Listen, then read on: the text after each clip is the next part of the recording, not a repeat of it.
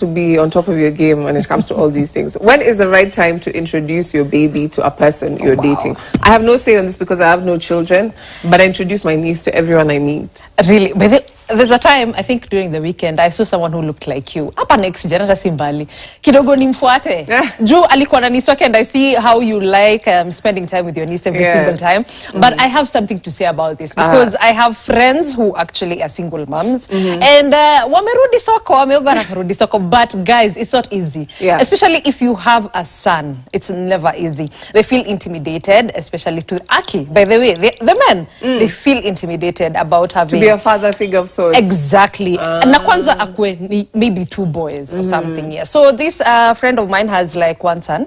And anasema, yeah, it took time. Now by the time Ali take your step, because the man seemed ready, Hash was ready. And actually the baby was like... 4 years apo akamintroduce. Imagine the relationship didn't even last for like 9 months. Done. So my advice to you, wacha kwanza ilast kidogo. So what happens to the baby? Where do you keep the baby? Exactly. And this one for 4 years makes sense. But ukiget ule mwenye at least maybe say 7 or 10 years, you know, you grieve having lost maybe a dad. You're not seeing your dad every single time. Alafu there's this new person being introduced to your life.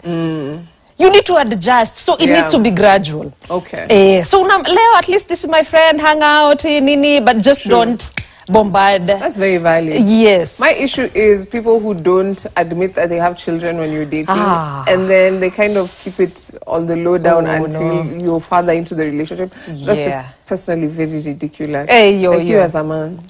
Are you serious? Clearly not. But even ladies do that. That is men. Men I've heard watoto wako ushago. Akikai.